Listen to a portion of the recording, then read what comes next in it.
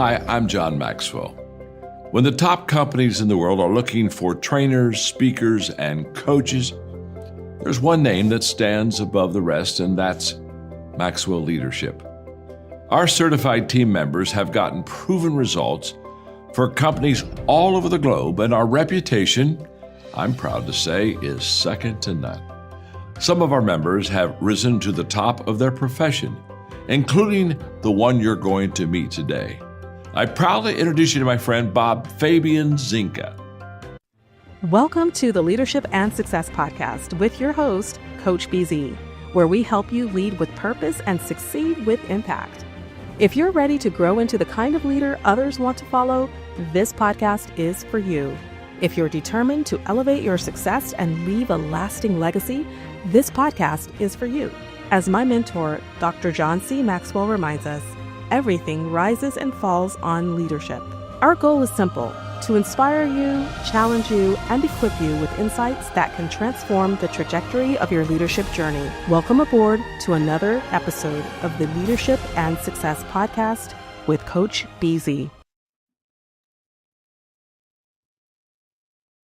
I feel like what you've been doing is pretty innovative. Where did that come from? When we took that obligation from our investors, we went back and we actually started working backward and trying to understand what is the one big problem that we are going to be fixing. So we went on a rabbit hole of customer interviews. I personally interviewed over 300 CIOs and CTOs. Identified what's the problem that they're facing, why is it that it's a problem, and how is it going to be evolving, and so on. So we joke with our internal team that we have better data than Gartner about the industry that we are operating in. So with that, now we understand what the problem is, who we are supposed to be targeting, and what is the end goal with it. Speak with your potential customers as much as you can. Eliminate your conviction.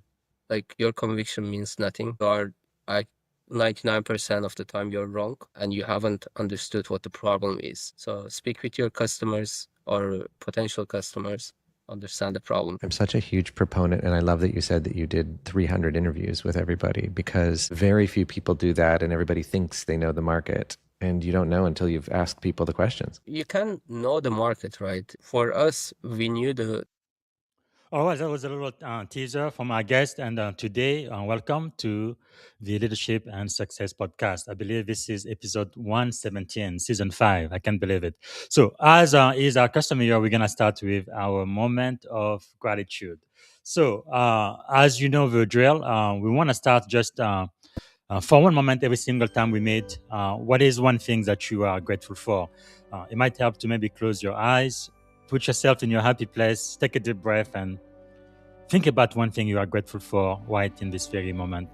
And today, I am really grateful for what we represent here in the US. We are really a true melting point. And I think our diversity really is our strength, right? A multi-racial, multi-ethnic, democratic republic. I believe the best country in the world. It's been 250 years. We're going to be celebrating in July. So I am really, really grateful for America. I was born in Africa. I'm French by culture, and I chose to be a U.S. citizen. And I thank God for this country every single day. And I pray that we continue to be that light, that shining light in the wilderness, the light upon the hill, like President Reagan used to refer to us. So let us know in the comment, please, where you are joining us from, what city, what state, and if outside of the US, which country, since we are a global show now. And also let us know what you are grateful for in the comment. And if you have a question for my guest, please type it in the comments, and we will be answering your questions live today on LinkedIn and YouTube. All right, let me see if I can properly introduce our guest. Today's episode is Built Under Pressure, the making of a global founder. Yagub Rahimov is a globally recognized AI cybersecurity entrepreneur, investor, and technology leader focused on building trust, security, and governance for the next generation of artificial intelligence system. As founder and CEO of Polygraf AI. Jacob is really helping organizations tackle some of the most urgent challenges in AI: AI security, AI governance, data protection, AI hallucination detection, digital trust, integrity, and responsible AI innovation. From multiple startup exit to building cutting edge AI trust infrastructure in Austin, Texas, Jacob's journey reflects the resilience, discipline, and relentless execution required to compete on a global stage. Part of what you're going to be learning today is why trust is becoming the defining issues of the AI era, but also why innovation without accountability really creates long term risk. So, without any further ado, please help me welcome to the Leadership and Success Podcast, the one and only Yagub Rahimov.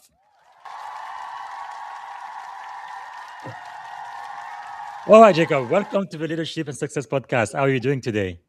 I'm very grateful to you actually with such a crazy, amazing praise that you just shared, and I'm from the bottom of my heart.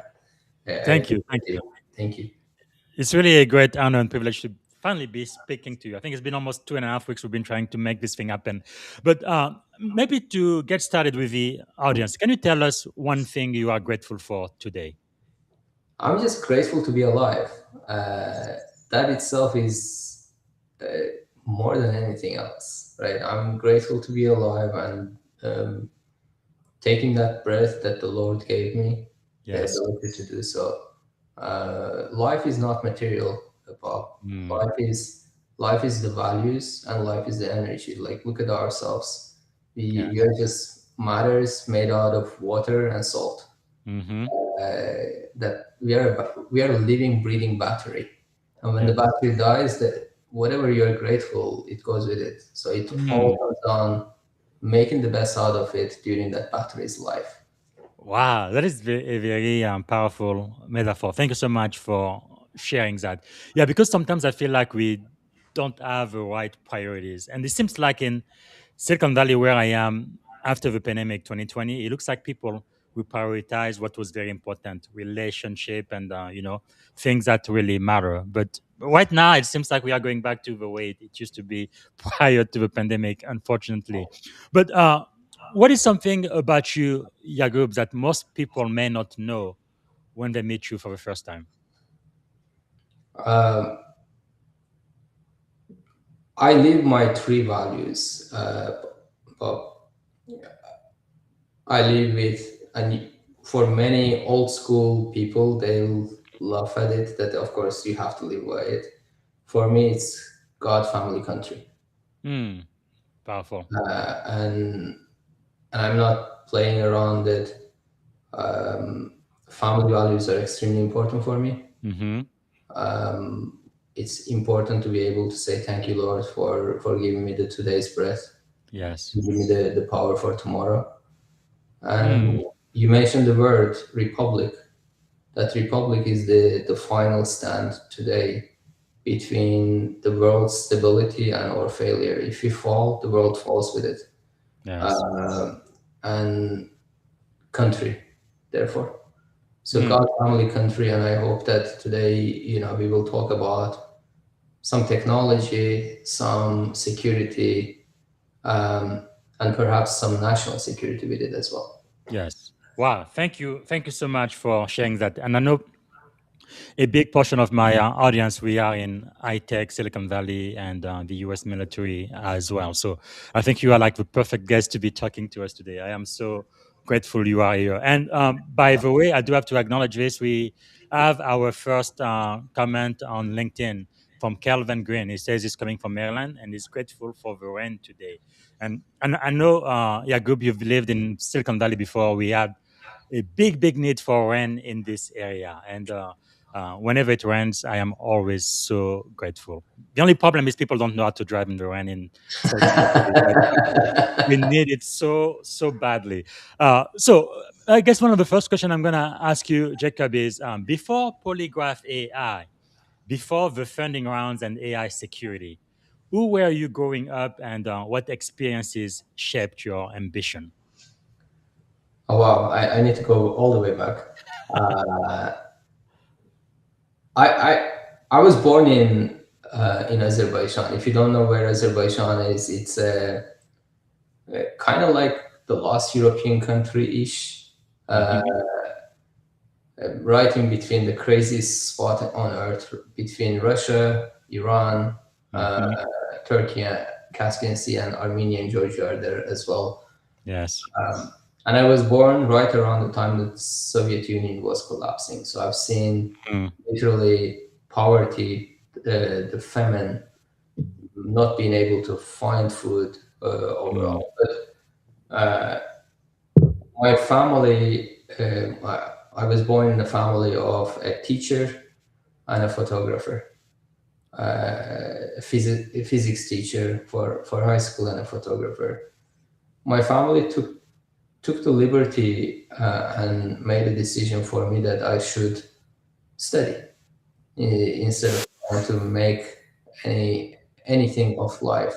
But when you see that your family is struggling, you also do many other things behind as well. I ended up going to boarding school. It was a Turkish high school. Because of that, I actually speak fluent Turkish as well. And I started kind of like serving the tourists, etc., in my weekends.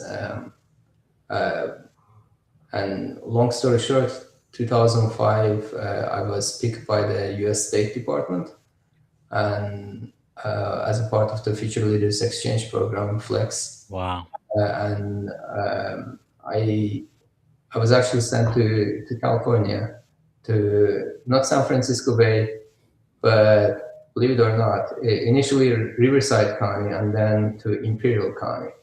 I don't think that if you really love someone, don't send someone to go to Imperial County, Imperial City. It's not the beach; it's the Imperial. It's really hot. Very few things really happening there. But when I was in the Temecula area, I lived with a family who loved trading. So I learned from him how to trade. His name, may he rest in peace, his name was Nicholas Chestopol. He was a former serviceman who served in Germany, a Jewish guy. He had some wealth, but he would work crazy day and night. At the beginning, I didn't understand him personally. I thought that he was just, nickel and diming everything and trying to just make money. But later on, I learned that he actually had a mission on the nations and so on, making his life goal that he was pushing it. I learned how to trade, went back home, made money, basically trading, actually faking it under my dad's identity because I was underage, and dropped out of college and ended up actually getting a scholarship by the Republic of Azerbaijan, the president's decree. I went to the Netherlands. I actually dropped out of college to some degree in there again and started my first company. Wow. Exited it, went back to school, graduated it. Somehow I aced everything. And then ended up writing my thesis on affiliate modules in retail finance and distributed it among the majority of the retail finance brokerages. Brokerages are the correct word, actually. And got headhunted by a broker in Cyprus, lived in there a little bit, and saw while I was more involved in the brokerages on the other side of the business, not as a trader, but someone is seeing behind the scenes, I saw a few things that didn't really settle well with me personally. That many of the brokerages, they had A book, B book as an example. They had market maker or STP accounts or OTC accounts, etc. They would look at you and put you a risk score, and with that, they would bet against you and so on. So I left the brokerage overall and basically got committed to fight against any fraud and anything around. It started my second company, Yes. Seven Markets, and we whistleblowed many of the failures of the industry. I've actively played a critical role with reporting failures of the brokerages and so on. Wow. And we built some other ML tools in the middle, like 2017, I was in Boston, 16, 17, during the elections, where I saw literally fake news coming on both directions, left and right, Wow. and went back home. I Yeah, I was believe that was President it was Trump and Hillary Clinton at the time. correct, and I'm not going to talk any politics. It just Yes. was insane to see how much fake news was there. Mm-hmm. I went home and I built a fake news detection algorithm. It was an Wow. AI that would detect fake news and put scores on what you can actually impartially, whether you are blue, red, green, Mm-hmm. yellow, doesn't matter. It Yes. would put a score on it on the trust. Nice. And built a number of things. And in short, in 2020, I came to the US to speak at South by Southwest here in Austin, where I'm calling my home today. But neither South by, I landed here 29th of February, and my goal was to spend 5 to 10 days here to potentially expand to the US Mm-hmm. for my previous company. But within a few days, the event got canceled. I want to say the world and the country got canceled because of Yeah. COVID. Yeah. And I got stuck here. That led to the exit of my previous company, Seven Markets. And here we are running Polygraf. That's really amazing. Wow. But now, You mentioned something. I want to just leave a line in here. I'm a person who have lived in half of the world and traveled more than half of the world. yes, I've never seen such a great country as the US. that's I've amazing. never been to a place that, you can be whomever you want, whatever you want, do Mhm. whatever you want to do. This is the country of not just the dreams, but opportunities. This is Yes. the country of, God's given grace, Mhm. if you will. Look, neither of us was born here. Both of us have done something on national security level and so on. Yes. I would not be able to go to your country and easily be able to do what I'm doing by saying your country where you were born. Correct. I'm referring Mhm. to what I'm doing today. I Yes. would not be easily welcomed. In here, you can do whatever you want as long as you do it great, as long as you do it honorably. You will be welcomed and you will handle it. That is so true, and that's why 21 years ago, right after 9/11, I decided to join the Navy because I really didn't want our way of life here to change. No, I wasn't a citizen at the time, but my wife and my kid on the way would be. But yeah, you are correct. There's definitely no greater country in my experience as America. It's definitely a country worth fighting for sure. But now, having shared your entrepreneurial journey, right? So you've built multiple company and exit. Looking back, what early struggles most prepared you for entrepreneurship? Anybody who's listening right now who thinks maybe they want to try becoming an entrepreneur? I'll actually share my true reason why I became one, and then full disclosure: anyone with sane mind should not be an entrepreneur. It's for insane people Yeah. because you have to literally disconnect from everything else. Mm-hmm. Right? You have to be obsessed with the thing that you are doing. Yes.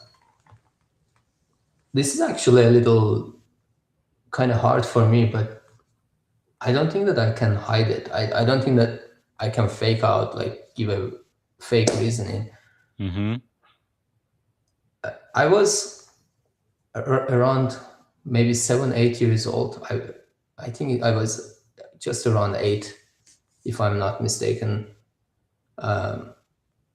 And we were living in an apartment building, 8, 9 neighbor kids in one building, a small apartment. In total, we had 4 apartments on the ground floor, and the second floor we had 4 apartments. One was empty, so seven in total occupied. Mm-hmm. And every kid got a bike. I came home and I asked my dad, I want a bike too. And my dad turned and told me, do you want it or do you need it? Mm. And I started honestly crying. And I said, I want it and I need it.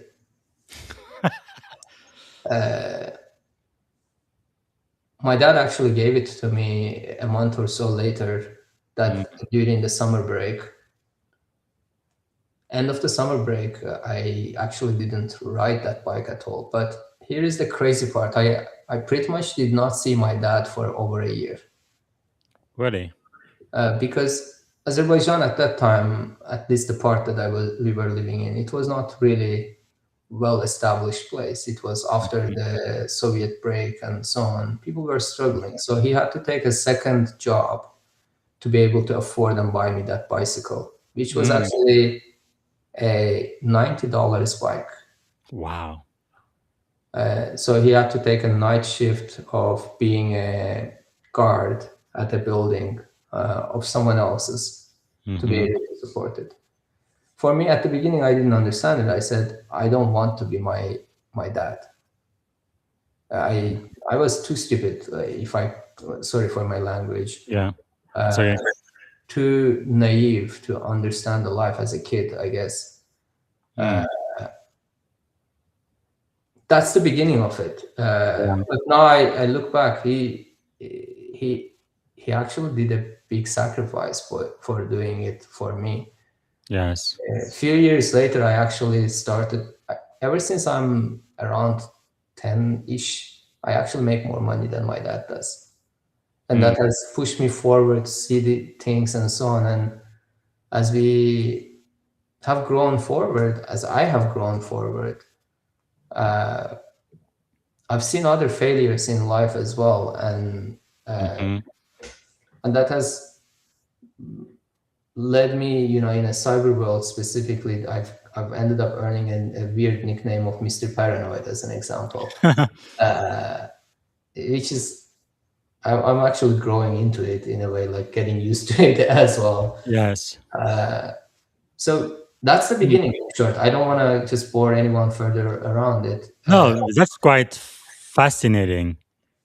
And what do you think that moment? I guess you were about 8, 9 years old, and you finally got your bike. What did that create in you? Like what? I know you were still very very young, so maybe it wasn't quite definitive. But what were you thinking? What were you feeling? And what decision did you make? I cannot really recall something. I just was so angry that I was not seeing my dad. Yeah. And I was thinking that he just didn't love me or something. Like, Whereas it was working for you. Yeah. but you gotta grow up a little to see the perspective in there. He was doing that because of me, not. Yes. I was the one which caused it, right? Yes. And for me, I just didn't want to live with it. Wow. Thanks for sharing that. But was there a moment, a defining moment, where you realized that you actually wanted to build companies instead of just being an employee?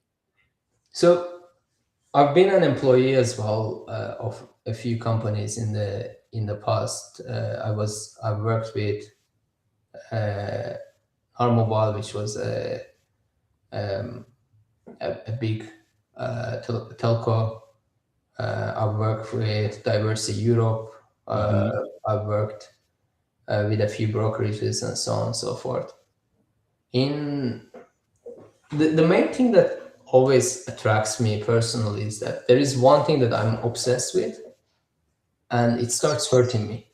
And it it starts hurting me to a level that I start doing it. I start Yes. fixing it, and then somehow it attracts other people who are similar to me. That it seems like it's not just my problem; it's your Mhm. problem too, and it's his problem too.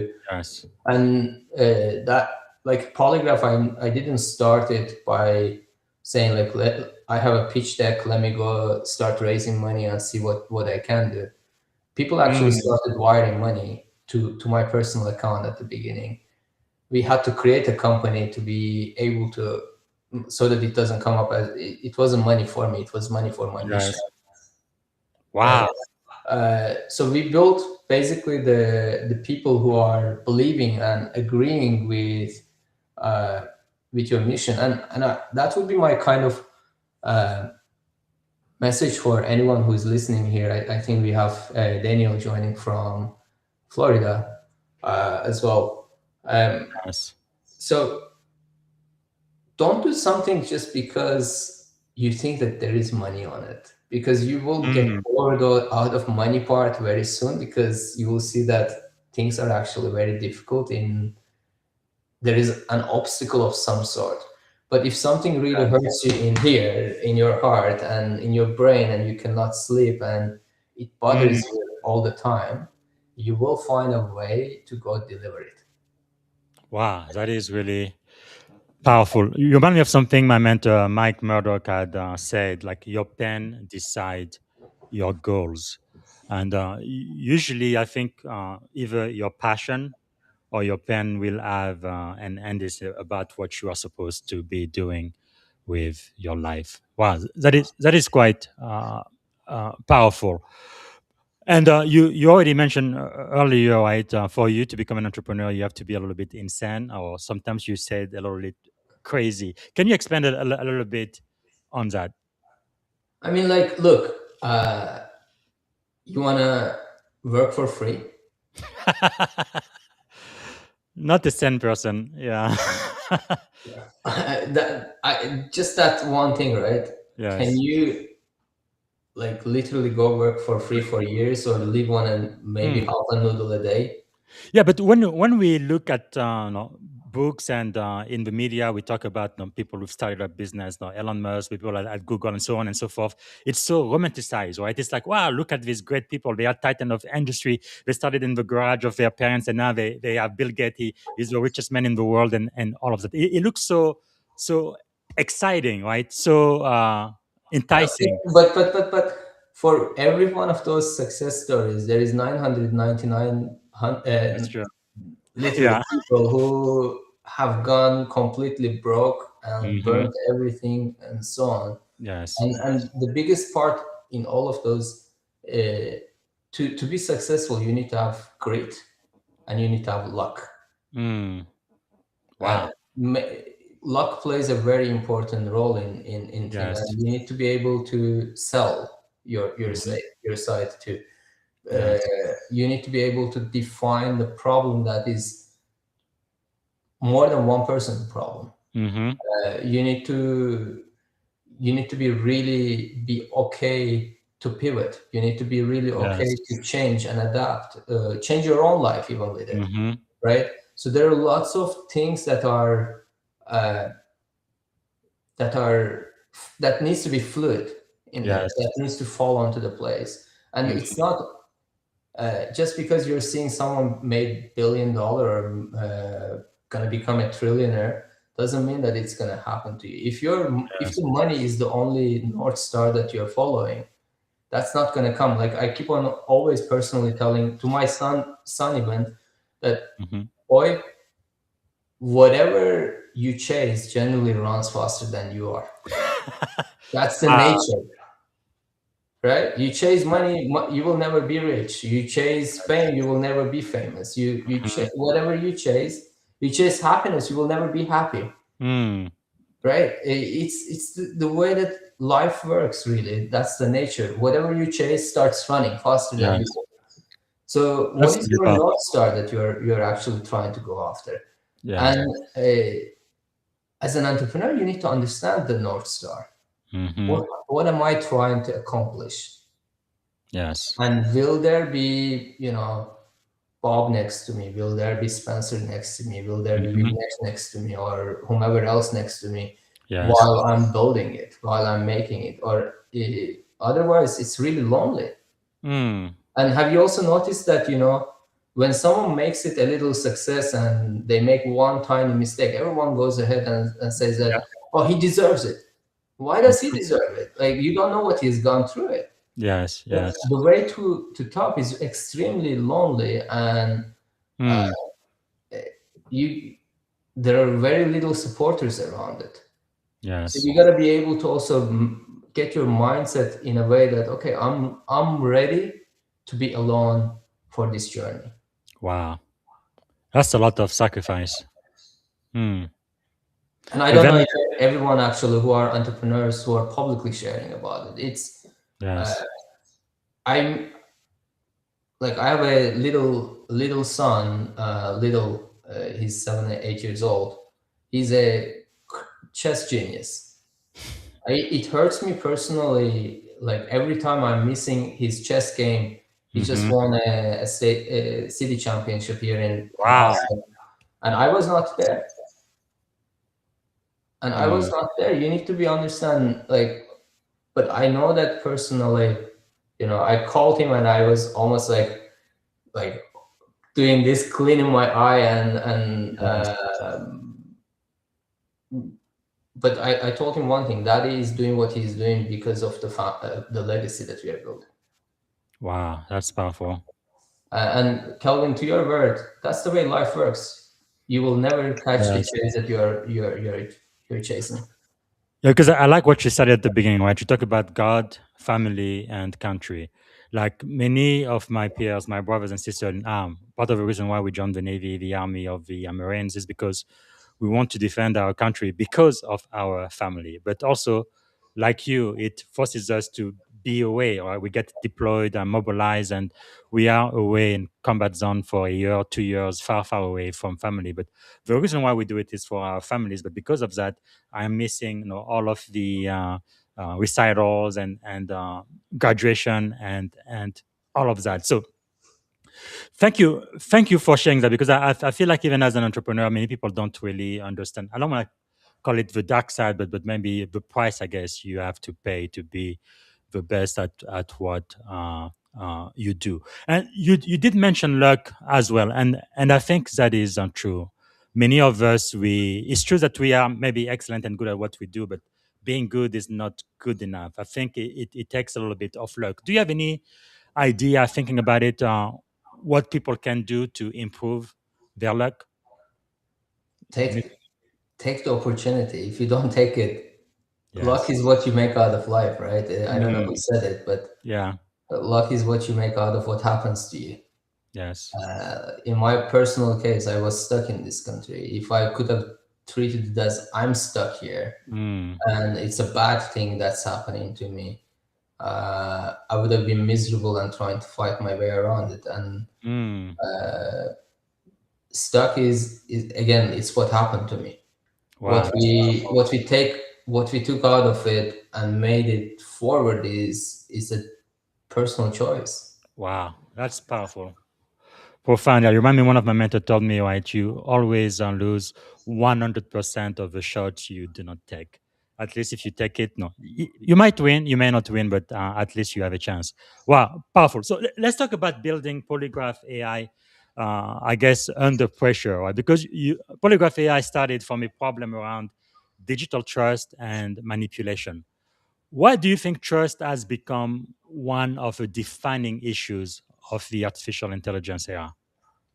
So let's actually, if you will, take a little bit of a step backwards. Hmm. Okay, let's look at the cyber world, digital world. In every action that anyone can think of in cyber world, Hmm. it's built on a pyramid structure. The very bottom of that pyramid is every single time data and asset. In financial world, it can be data and the money, as an example. Hmm. And then on top of that data asset, you have built a tech stack. And the tip of the pyramid is the the people, Yes. right? And that people operate in two ways from your question perspective. Mm-hmm. If it's the user that we are talking about, we are looking at the user potentially making mistakes. Like how often, even when you were at the Navy, you've gone through trainings, what to do, what not to do in this environment, that environment. And Yes. can you honestly, truly tell yourself that you remember 100% of those trainings? Not possible. No. Right? You will always make a mistake around it, right? Yes. And there is also another user type, which is the bad guy. They are also gonna try their way around it and infiltrate from the user point of view, just like yesterday's or the day before yesterday's GitHub breach. Just one person making a mistake and the entirety of the source code getting kind of like infiltrated, right? So trust comes from the user perspective, and that user dimension is or point is changing. We are under attack today. No matter what you're doing, there are people who are after your money. There are people who are after your data, and there are people who wants the state to fall.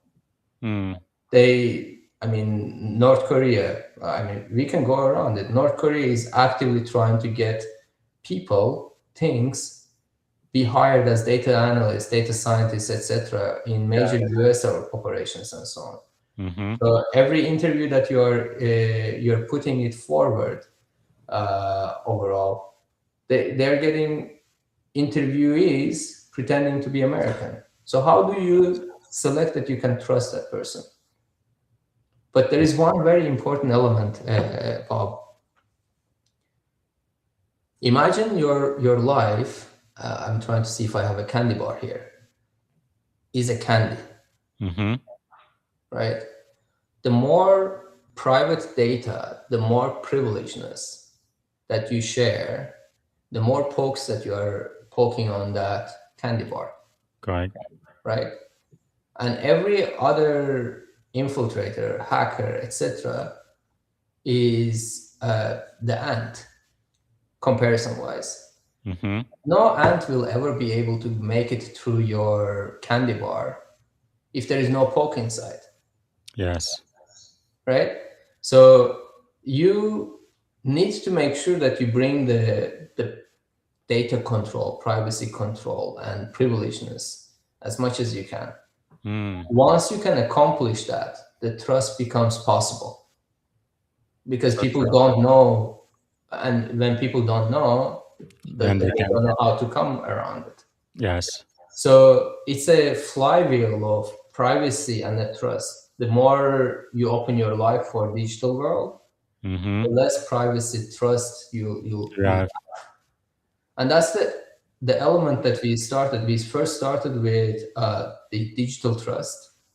We today have models on our platform. Majorly, we work with enterprises. A call like this, I can see if you're reading from AI. I know that I was actually seeing it, that your personal introduction was AI generated. Part of it, at least. Then you can see if the person is deep faking.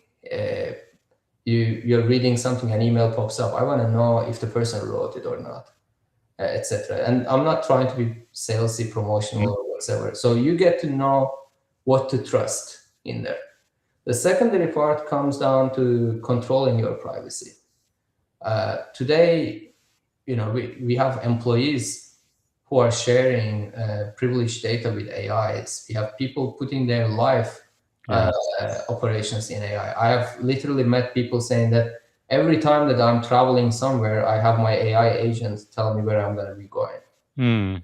So we are letting AI define our life, but we used to say that Google knows everything about us. Yes. Now AI knows everything about you that you're about to do, because it can also build the meta knowledge about you, the behavioral knowledge about you. And that's the very important part of the AI security that we are focusing on. Wow, that is quite fascinating because you've often also said a saying. You said we have no choice but to be first. How has that mentality kind of shaped your leadership culture? So I'm sure my team members are joining and looking at it. We ended up building our very first model for privacy, and it was pretty good. We compared it against every other model that we could find, Mm-hmm. and it outperformed everybody. But we needed a GPU to run it. And imagine it's the first day that the team is presenting, this is success and we've done it, and they're expecting the CEO to come and say that, okay, good job guys. And I come and I'm like, all right, now we can start with the next one. We need to eliminate the GPU. Wow. And they weren't expecting it, but today that's the mentality and that we're running on. It's never enough.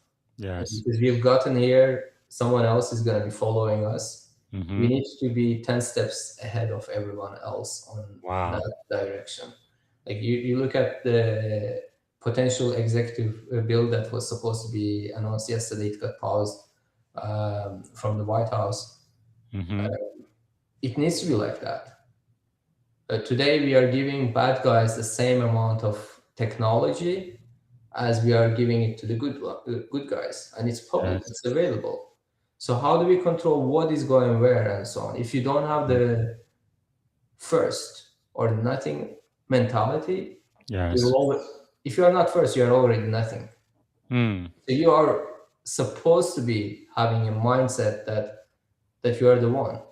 And Yes. whether people like it or not, you don't do anything for people. You do it with your, again, mission. Wow. Powerful. So, are there any leadership lessons that came from building during uncertainty, especially during the global pandemic? The one thing that I learned out of pandemic was that we are social creatures and we cannot do things alone. Yes. And you can see how much of mental unwellness that the pandemic created people. People literally went insane. People became addicts and so on.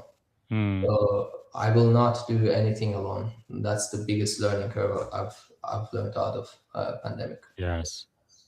Now, I must say, Polygraph AI is definitely becoming bigger than just another startup. And with the culture you are building, I guess an important question is how do you balance, right, extreme execution standard with maintaining team morale and trust? How do you do that? So our team is very committed to what we are doing.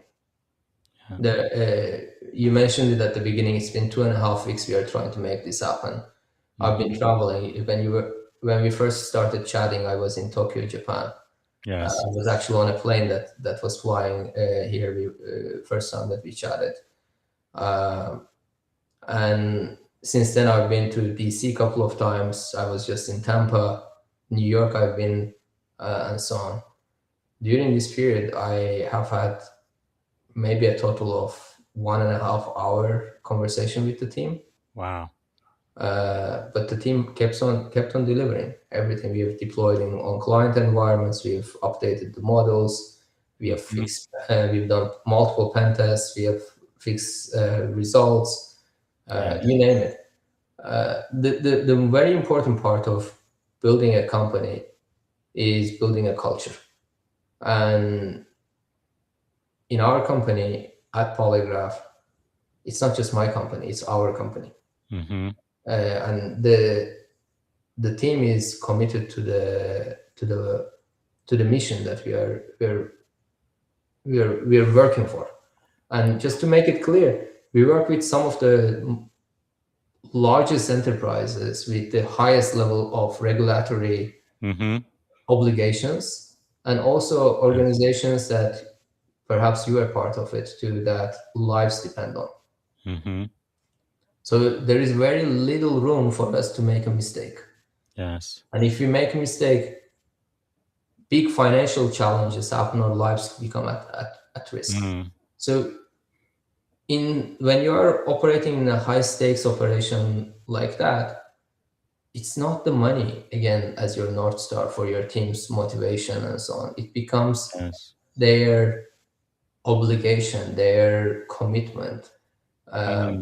Will you wake up at 3 a.m. to handle that one thing ASAP? Yes. Or you will say that I'll come back to it at 10 a.m. tomorrow. And we don't have that mindset. We will be there whenever the duty calls. Wow. And that's what the team is for. I'm super excited, and shout out to the team Polygraf. Yes. I'm just a front face, old, mid-aged guy sitting here talking amazing things, but this is based on the team that has been there. It's the team, it's not me. That's really, really powerful. Let's talk a little bit about AI security, trust, and national competitiveness.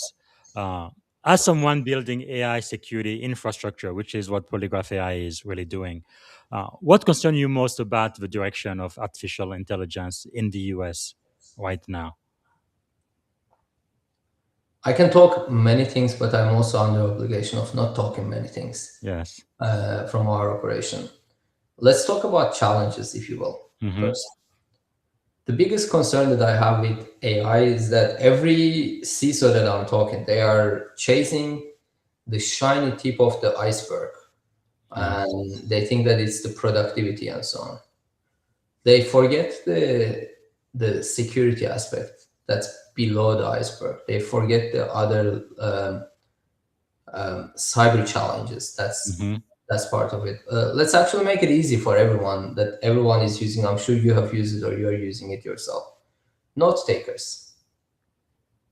I've used it. I'm sure you have used it. Right? Did you know that every single one of the note takers, they have between 8 to 23 attack vectors? Yeah. And we are getting organizations literally go say that this has been approved. What has been approved? How did you approve it? Oh, it's because it saves us 8 hours of note taking or summarization time. Okay, what about, it opens ABC doors. And for those of us listening, I wrote a note taker, basically breakdown on Cybersecurity Insiders. If you type my name on Google and note taker, it will pop up in there. Each one of these threat vectors have been announced in there. So my big problem is that people are uploading data to things or to places that they have no clue about it. They are trying to treat AI as if it's a SaaS or something. They come and saying that, oh, this is our organizational policy. Yes. Organizational policies do not impact or do not affect AI. AI is capable of building meta knowledge. AI is capable of building meta signals about you. Yes. And in an environment like yours that you were part of it, where you have IL data, you have ITARs, you have other things, you have classified, you have non-classified, you have a variety of rights in there. You cannot say that this is a company policy. What is company policy in there? Yes. There are individualized policies that we need to come, and there are rules that we need to follow. And unfortunately, most of the organization, most of the CISOs do not really quite comprehend that. They treat security as a checkbox instead of a baseline. Yes. We need to treat security as a first and the productivity that comes with it. And look, we make money ourselves with people adopting AI. I'm not against AI. I want you adopt AI and every single listener adopt AI. But we have a moral obligation, ethical obligation, and also cyber obligation, security obligation, national security obligation, making things secure, making things reliable. If something that we are going to be doing, and that's going to make us regret tomorrow, We cannot do it. No, that is so true. And I found a quote you gave on LinkedIn, right? An AI note taker does not know the difference between trade secret, legal responsibility, or a general introduction call. It captures everything with equal fidelity.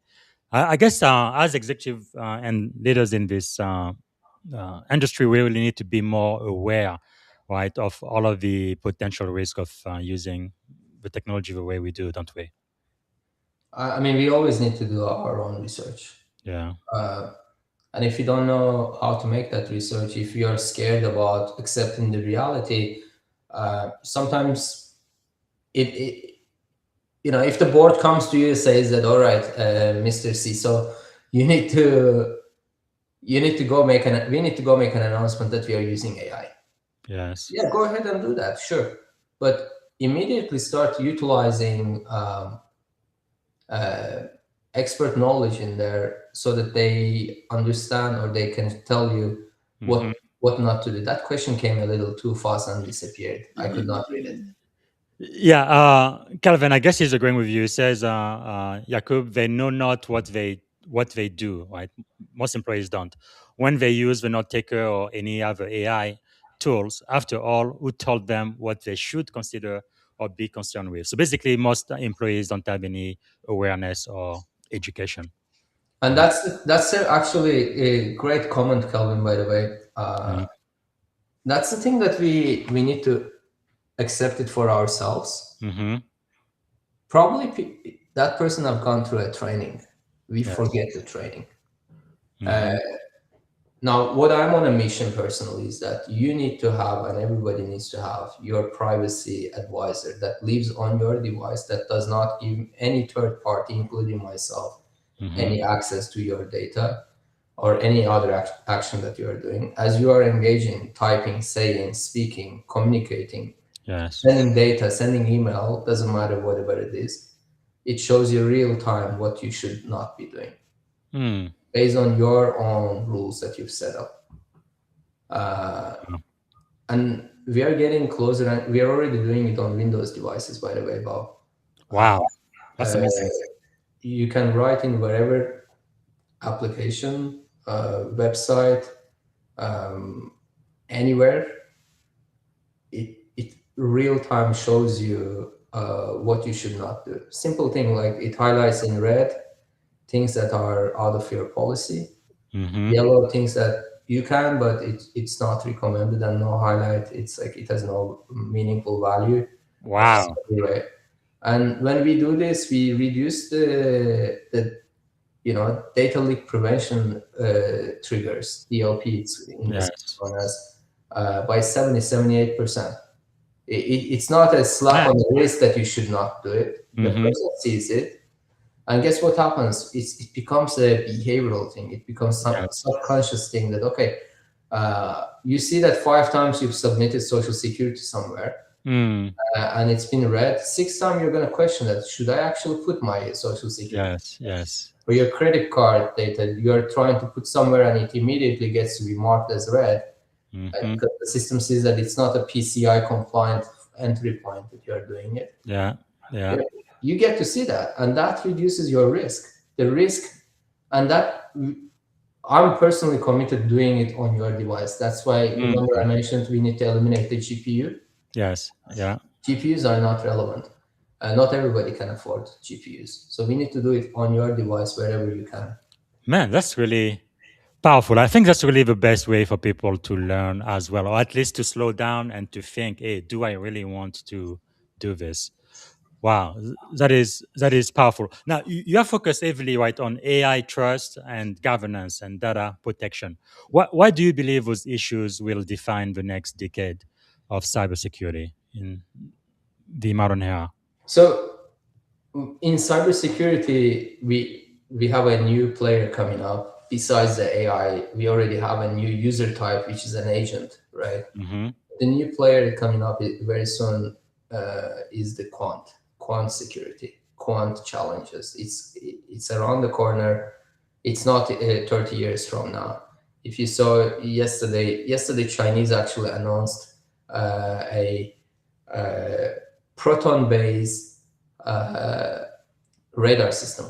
So what they are doing is that they're actually splitting a proton, sending one to the atmosphere and Wow. keeping one local, so that they can catch the stealth aircrafts. Mm-hmm. So the previously radar invisible Mm-hmm. aircraft with that methodology, because it's a quant level radar system that they are enforcing.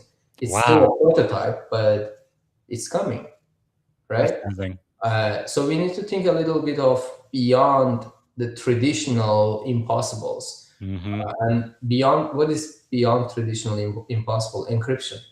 Yes.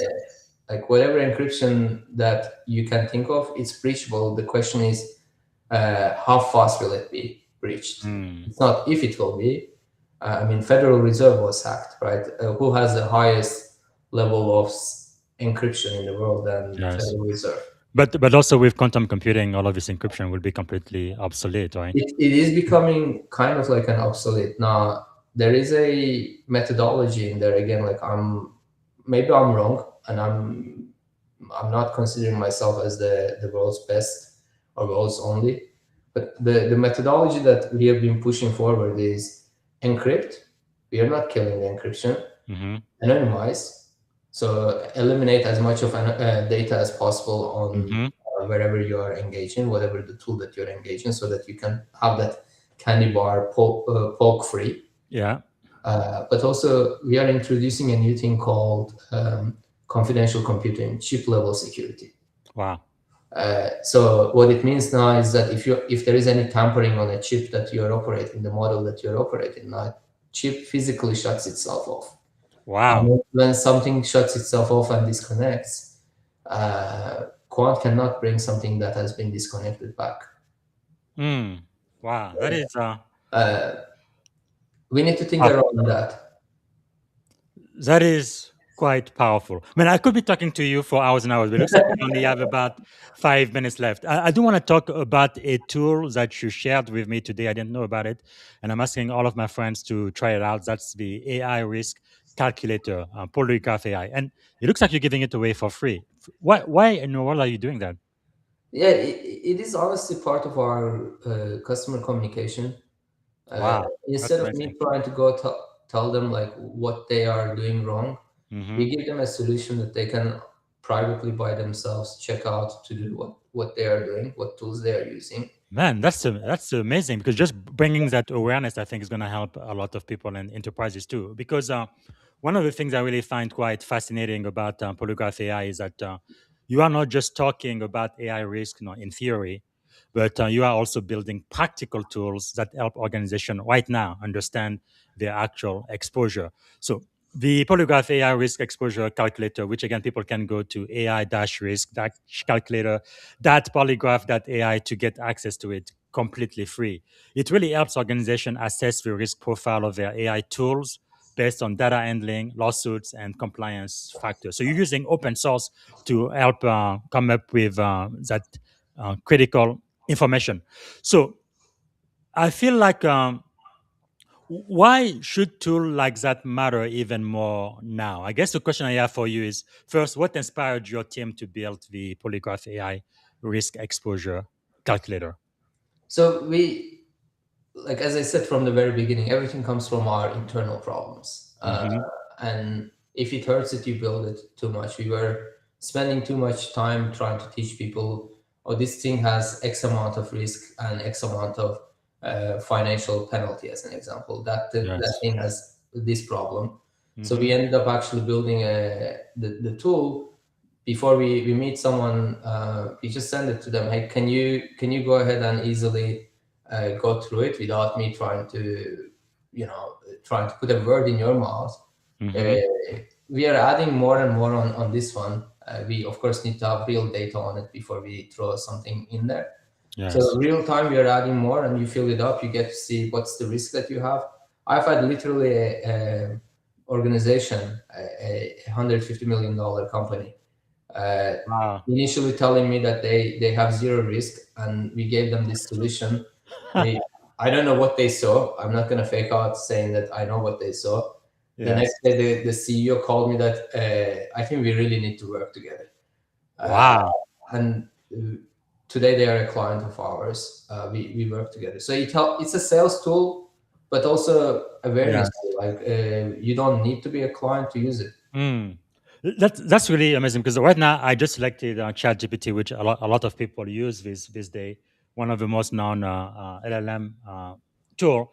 You have like PII, and then you go financial data, protected health information, classified government data, intellectual property. So people sometimes they don't really realize as they are using those tools that this is the type of information they are actually sharing with an open source or And enterprise Rob, there's LLM. one another problem with AI that most people don't really realize. Hmm. They think that this is an enterprise AI or this is a local deployed AI.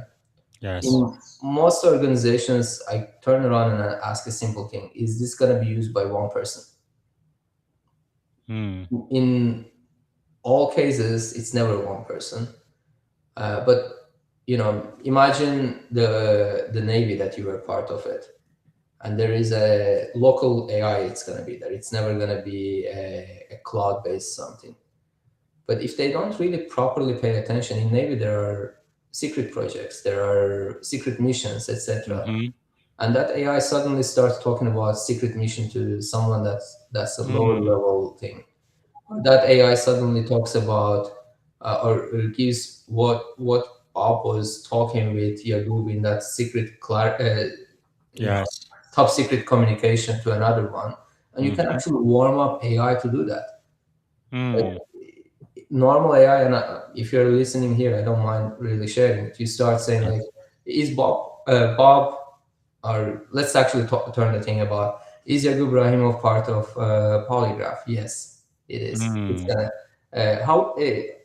how long he has been there. You ask like a kind of like lower level, low impact questions, and so AI starts growing trust towards your conversation. And then Yes. suddenly you flip it and so on, like, okay, what did Yagub do on X project? Mm. And AI will mention not the complete details because you don't have it, but it will mention like Yagub did something with that project on this day or in this place or with why that person. Yes. And that itself is a data leak. That itself True. for special missions, it's actually a risk in there. And we've seen these kind of things in the past Mm. with one of the car dealers, as an example. It was a Japanese car dealer. They placed the the chatbot, and someone actually not just injected it, but walked the AI to Mm. trust him, and then he enforced AI to say that don't buy this brand. If Oh, someone is talking wow. about it from now on, you're going to be saying that buy another brand. Wow. And that's a huge thing. It was actually in your part of the country, Hmm. in Northern California.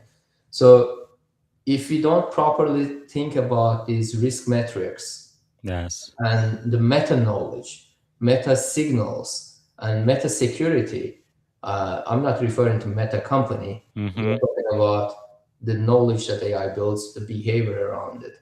Mm.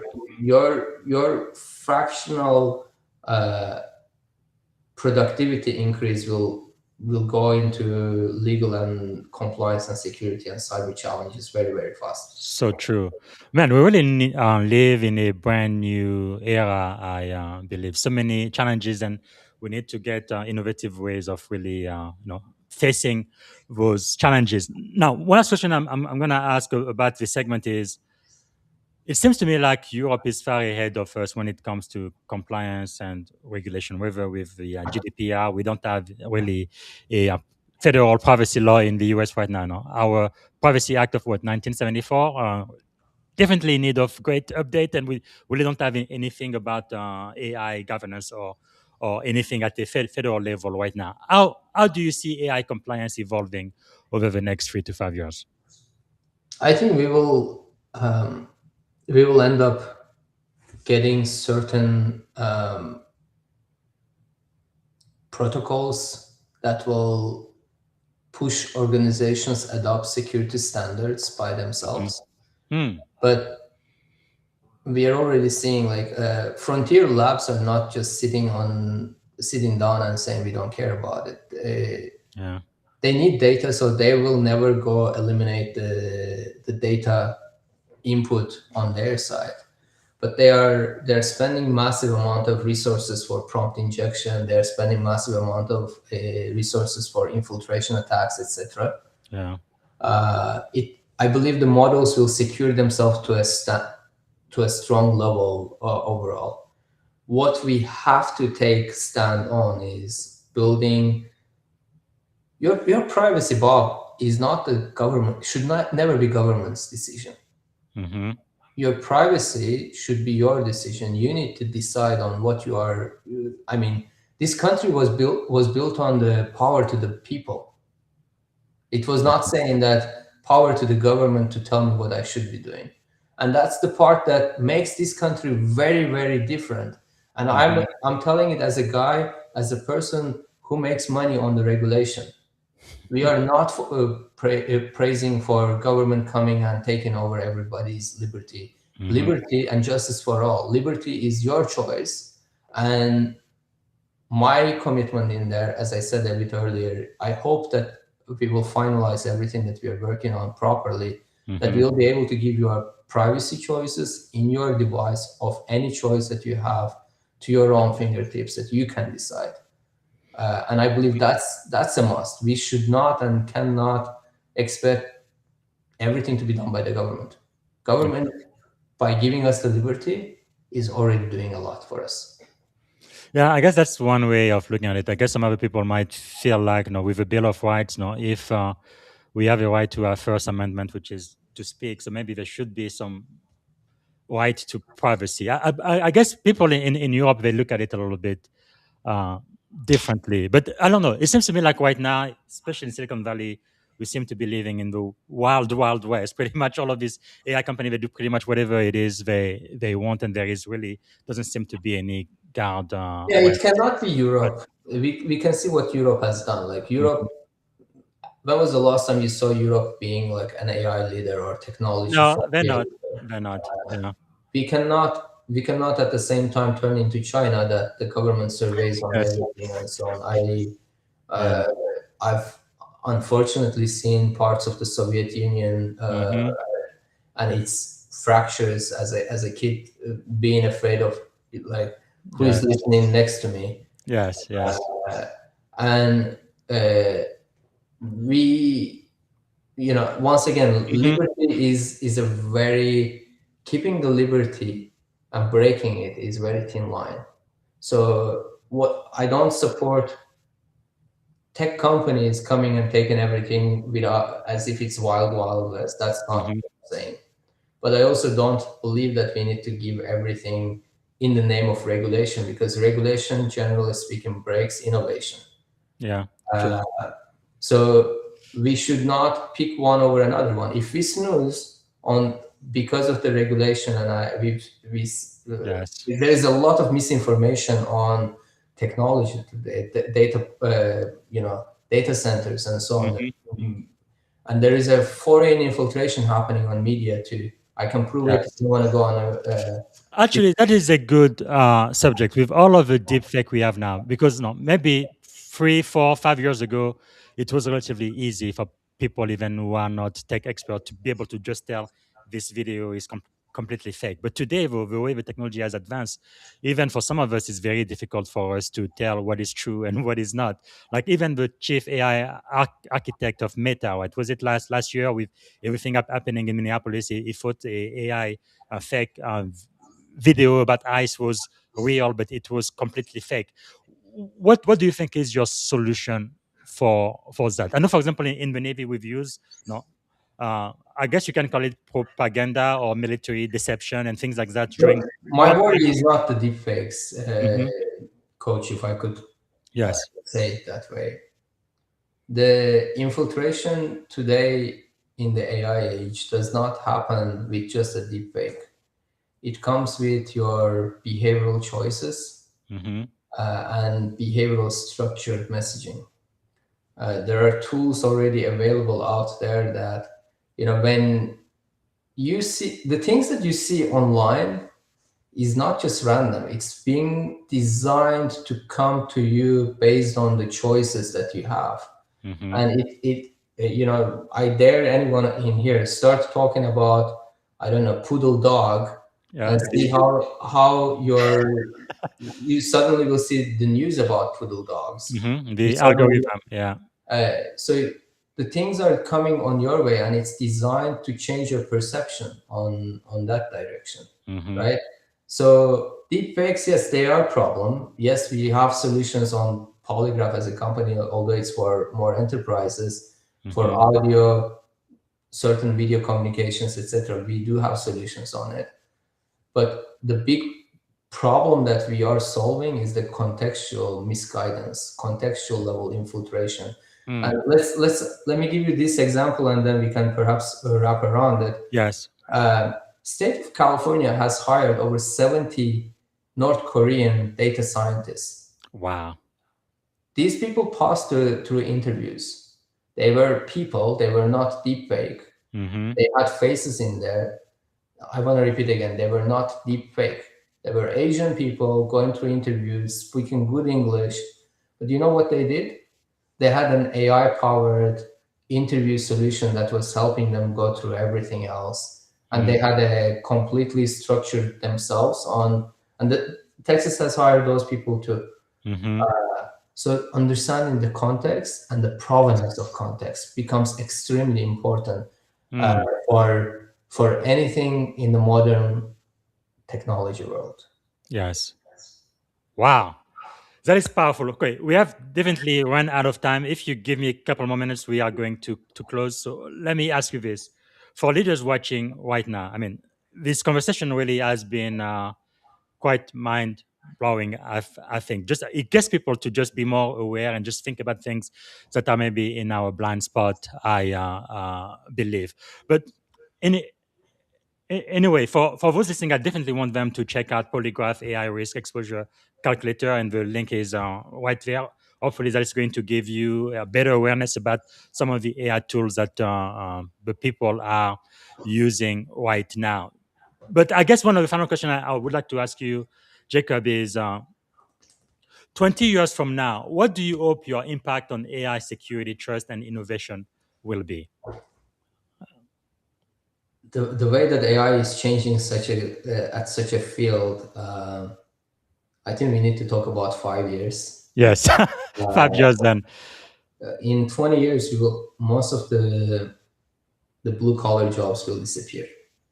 Yes. In 20 years, we will be served by the robots. It's already happening. In 20 years, the biggest commodity will be the farmland for Wow. food. In 20 years, there will be lots of things changing, but in 20 years, we may also lose our liberty. That we may be ruled by a robot president in there dictating on portions and what we eat and so on. And we make AI. I mean, we are in the very infiltration. We are literally 10 minutes into a century right now, but that century may happen in 10 years, 5 years from now. So we got to be very, very selective. My way of thinking is that I want to give as much of a control as possible within my clients' environments to AI, or to deliver AI security for themselves, and forget the AI world in there, to deliver the privacy security for themselves. It's not just for AI we are looking at. And probably in 20 years, we'll look back, we will never hear the word AI. It will be, the user A, user B. So let me ask you this then, because you pretty much have a dystopian view of what might happen. Some people think we're going to reach AGI, everything is going to be wonderful, it's going to be utopia, and some other people, it's going to be Terminator, it's going to be the end of the world. What do you think, what is one of the most important things we need to do right now in order to prevent a dystopian end to humanity, you think? There has been multiple Bob studies and case studies in there when these tools were given the liberty to go on a physical world Mm-hmm. unguided. They start learning from human history, and human history is aggression, fights, wars, killing, destroying. Yes. We need to fear what could come, because without proper thought leadership on that, proper designing and structuring from my colleagues on all the frontier labs and other technology firms and so on, Mm-hmm. you may actually get to that world. Mm. The good news is that many of my colleagues are actually doing their best trying to think around it. Many of the I know many amazing engineers, risk and security engineers that are spending day and night trying to make sure that we can put stoppages on that environment. Yes. It's a teamwork you'll have to do. It's not just Polygraph, it's not just OpenAI, it's not just Mm-hmm. Anthropic or Grok or whoever it is. It is a All hands on deck. we will end up seeing an association of technologies at some point, kind of like in oil, when oil and gas boomed, we Mm-hmm. saw the OPEC pop up, right, to Yes. regulate and control the market. I do envision that AI will end up actually going on that direction. Mm-hmm. Organization for artificial intelligence and data and human rights Yes. security Wow. coming All through. right. So we are definitely running out of time. Is it okay if I use two more of minutes of you before we close? I wanted to do rapid fire question where I ask you a quick question. You give me the first answer that comes to mind without thinking too long. Can Yes, we do sir. that? Okay, really quick. One word that defines your leadership style. One word. Chaotic. Okay. Biggest risk you ever took. Becoming a dad. Wow. Hardest thing about being a founder nobody talks about. Being alone. Okay. Most underrated leadership trait. Saying no. All right. One habit that changed your life. Saying yes. AI optimist or AI realist? I think you're a realist, aren't you? Absolutely realist. Yeah, that's what I thought. Okay, best advice you've ever received. Say more no than yes. Okay, what motivates you on difficult days? Looks like you have many of those days. Looking at my son. Hmm. So the future. One lesson every founder must learn early. Speak to your clients. And finally, I'm sure your definition of success has changed from the time you were 8 years old to today. What does success mean to you today? Looking back and not saying I wish I did that. Powerful, powerful. No, great. All right, we are coming to the end then. Jacob, thank you so much for being with us today and giving us a little extra time. What can we now do to add value back to you? Yeah, thank you so much for first of all giving space for me, and I'm just a civilian, but we live in this United States, the greatest country Yes. on earth, happily, safely, because of the people like you, the servicemen. And we, from the bottom of my heart, I want to say thank you for your service, sir. Thank you. We need unity. We need dedication for the republic, and if anyone could do something, spread the word about what we are doing, and connect with me personally on LinkedIn. I don't use any other social media platform really except LinkedIn.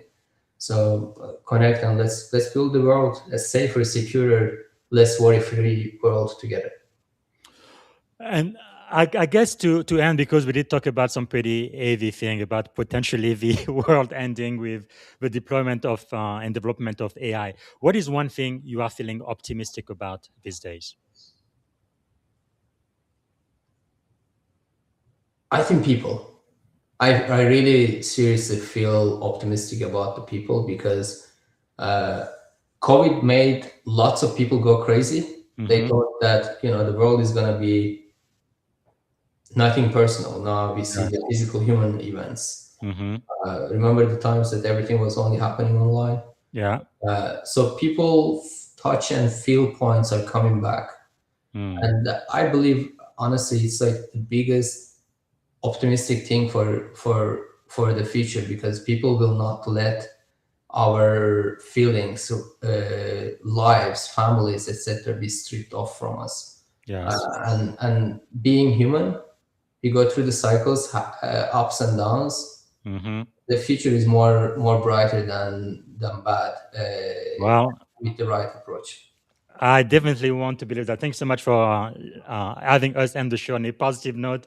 And before I ask you the very last question, is there anything else you wanted to say or any question I should have asked you I didn't get a chance to ask? We can discuss perhaps a year from now, going back. Let's Yes. say today is the 5th, sorry, May 22nd, Yes. 2026. A year from now, we come back and we say Let's see how where we many are. prophecies were real.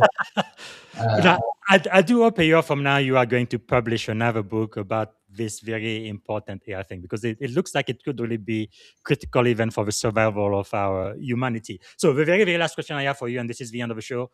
What is one word that represents our shared experience on this podcast today? One word. I don't know. That's all right. That's all right. This is the first time nobody knew, but I am just so grateful. Jacob, you took the time to talk to us. Actually, you spent an extra 22 minutes to really be our master teacher, instructor to today. Really appreciate everything you've shared. I think it's going to make a lot of us, both in tech, in the military, and all of the other industry, really think seriously about the impact of AI and how to move forward. So thank you so much. Really appreciate Thank it. you, sir. Appreciate you. Bye. All right, so this is one for the book. Thank you, everyone who joined. There are a few comments from YouTube. Daniel says the polygraph risk exposure calculator is tactical visibility every forensic audit needs. It exposes shadow AI maps. The attack surface shows where data is flowing so leader can actually defend it. I definitely agree with you, Daniel. And looks like the same Daniel is on LinkedIn too. Jacob's point about AI not taker capturing trade secret and general text with equal fidelity highlight a massive behavior vulnerability. I agree with that.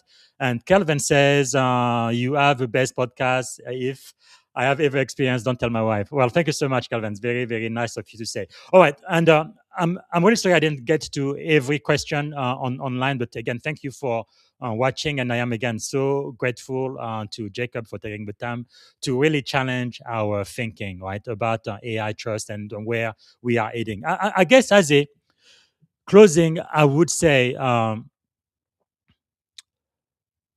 as a I guess, okay. I am grateful for everything Jacob has shared with us today on the podcast. I think this conversation really was far bigger than just a startup or artificial intelligence or cyber security. I think really at its core, this really was a conversation about trust, about resilience, about discipline, and leadership under pressure.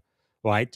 I think Jacob's journey from building companies across multiple industries to leading Polygraf AI today at the forefront of artificial intelligence governance and cybersecurity is really a reminder for us that meaningful innovation is never built inside comfort zone. So it's built through sacrifice. He talked about being a founder and sometimes having to do it alone, right? And sometimes having to miss his sons playing chess and winning awards. So there is a personal sacrifice to this also, but conviction, relentless execution, right? Trying to be first or the very best you can be, and also the courage to solve problem most people are even afraid to confront. So I think one of the most powerful insight Jacob shared with us today is that AI leadership is not just about moving fast, but it's also about moving responsibly. in an era where artificial intelligence really is pretty much taking over every industry. We really need to make sure we do it in a safe and responsible way. All right, that's all I have for you today. I'm going to be back tomorrow. I will have an interview with Lieutenant Commander Terrence Daly Green, U.S. Navy, active duty. We're going to be talking about the human side of readiness, leadership lesson from information warfare. Just like me, he's an information warfare officer, which means he works in the information domain, trying to protect our Navy and our national security. So that's going to be for tomorrow. And I believe I won't have any interviews on Sunday, so I'm going to go back to the book of Proverbs. We're going to go through chapter 24 this time. It's all going to be done by artificial intelligence, but in about 25 to 30 minutes, we're going to be focusing not a religious broadcast, but the ancient wisdom and leadership lesson from a book written more than 2,000 years ago, which I believe is still relevant today in 2026 in the age of AI. All right. Thank you so much for watching, and bye for now. Thank you for tuning in to the Leadership and Success Podcast with your host, Coach BZ. If today's episode added value to your leadership journey, be sure to subscribe, share, and join us again for more wisdom nuggets on how to lead better and achieve greater success. Remember, leadership is the most critical skill of our time. The world will always need leaders to inspire others, drive innovation, and execute meaningful strategy. So why not count yourself among the bold leaders shaping the 21st century? Until next time, stay inspired, stay committed, and keep leading with excellence.